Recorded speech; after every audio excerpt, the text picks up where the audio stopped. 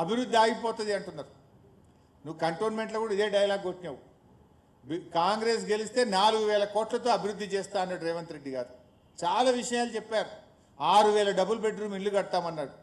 నేను రేవంత్ రెడ్డి సవాల్ చేస్తున్నా, ఆ రోజు కంటోన్మెంట్ ఎన్నికల్లో ఇదే హౌసింగ్ మంత్రి పొంగిలేటి గారు వెళ్ళి కాంగ్రెస్ గెలిస్తే 6,000 డబుల్ బెడ్రూమ్ ఇల్లు కడతామన్నారు.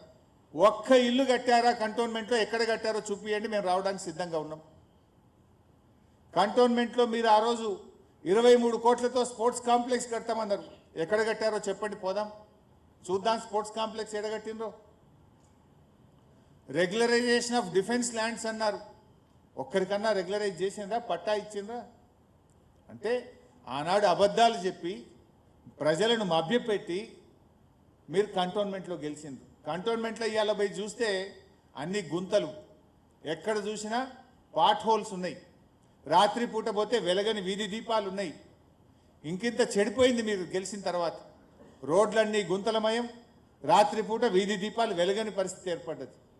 నువ్వు కంటోన్మెంట్లో ఇచ్చిన ఏ ఒక్క హామీ కూడా అమలు చేయలేదు. ఇలా బీఆర్ఎస్ వచ్చినాకనే అట్లీస్ట్ నిన్ను పరిగెత్తిస్తున్నాం మేము.